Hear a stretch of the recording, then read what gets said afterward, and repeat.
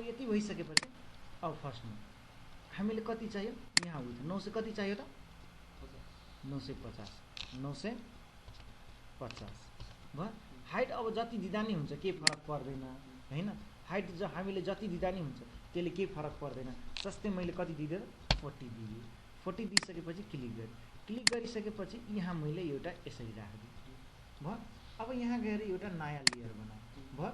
यो लेयरमा मैले के गरिदिएँ यहाँ आएर कुनै एउटा कलर जस्तै रेड कलर FF0000 भयो। एउटा कलर मैले राखिदिएँ किन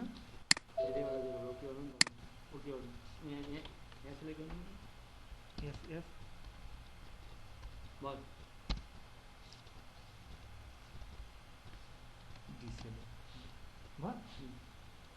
यति भइसकेपछि अब यसमा गएर अब तपाईले लेख्नु पर्यो होम अबाउट त्यो भनेर।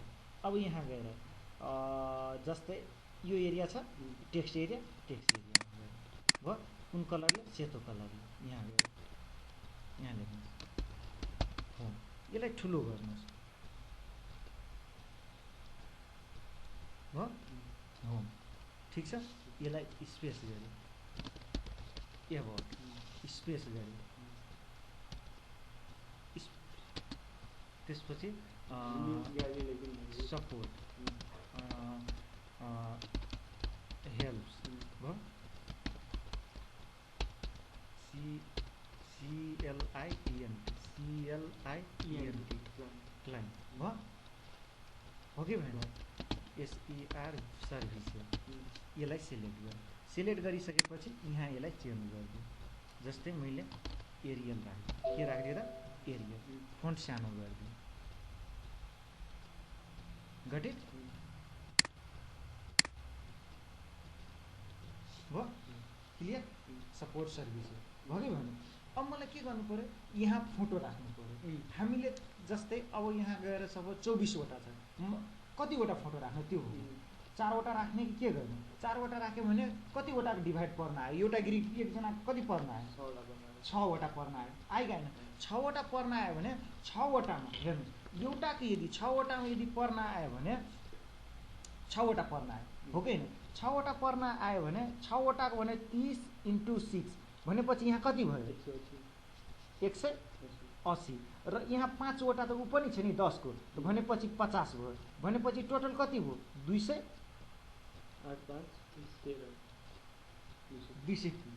गटे 230। अब यता हेर्नु जस्तै यो भयो मेनुको लागि यहाँ गएर एउटा बनाउने अनि यहाँ गएर मेनु भनेर लेख्दिनु भयो।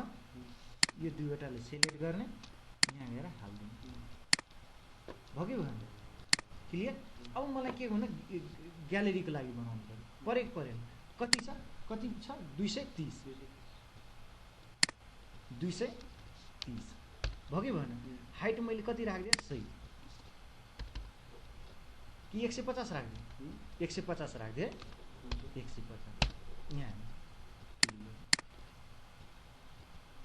भयो। माथिबाट एउटा ग्रिड तान्नुहोस् लुक ठ्याक्क यो ग्रिडमा मिल्यो कि मिलेन हेर्नु त ठीक छ। अब यहाँ गएर तपाईले के गर्नु पर्यो इमेजेसहरु फोटोहरु जे हाल्न मन लाग्छ त्यो हाल्न सक्नुहुन्छ कुनै टेन्सन छैन। इमेज छ यहाँ ठीक छ इमेज छ भने इमेज हाल्दा हुन्छ। जस्तै यो एउटा भयो कि भएन। अब यहाँ गएर मैले के गरे यहाँ गएर यसमा एउटा कलर हाल्दिए ठीक छ कलर कुनै एउटा कलर हाल्दिए भयो यहाँ रेड कलर। यसैलाई फेरि अल्ट शिफ्ट गरे डुप्लिकेट गरे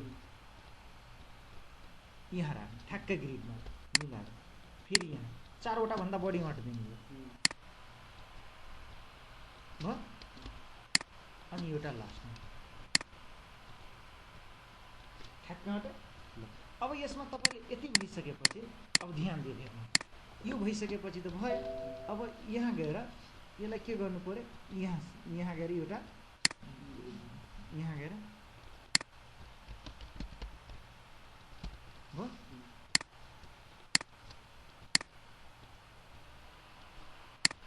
भयो एउटा ठीक छ। अब यो भइसकेपछि अब तपाईले यहाँ गएर एउटा इमेज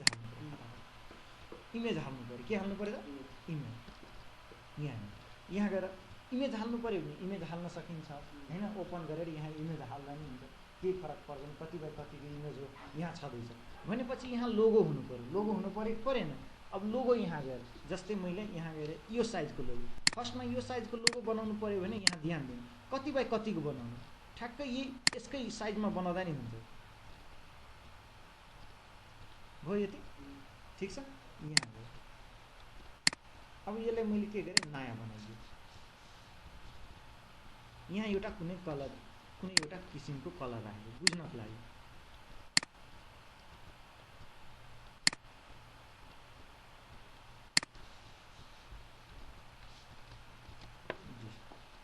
भयो याद राख्नु, यहाँ ठ्याक्कै यसकै मुनि मिल्नु पर्छ। भयो कि भएन? अब यहाँ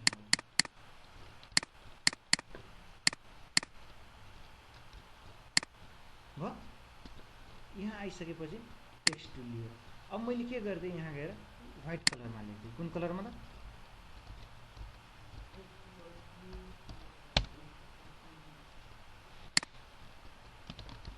राम पुकार। भयो। यसलाई चेन्ज गर।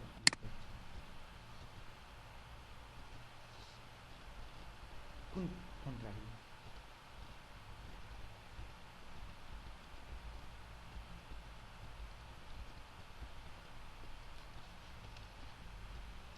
यहाँ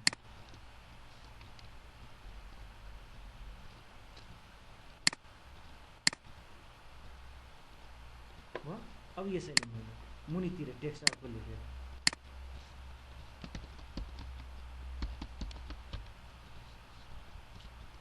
यसलाई अर्कै स्टाइलमा बनाएँ।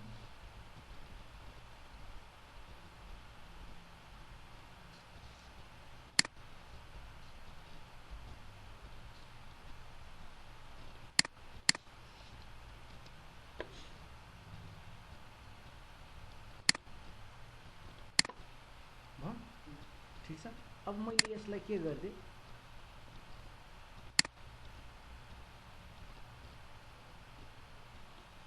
ठिक छ यतिसम्म। अब यसलाई मैले नयाँ लेयर बनाइदिएँ। भयो। यसमा व्हाइट कलर हालिदिएँ, डिसेलेक्ट गरेँ, यसलाई माथि राखिदिएँ कन्ट्रोल टी गरेर। ठिक छ। ठिक हो। अझै हाइट कम गर्नुपर्छ।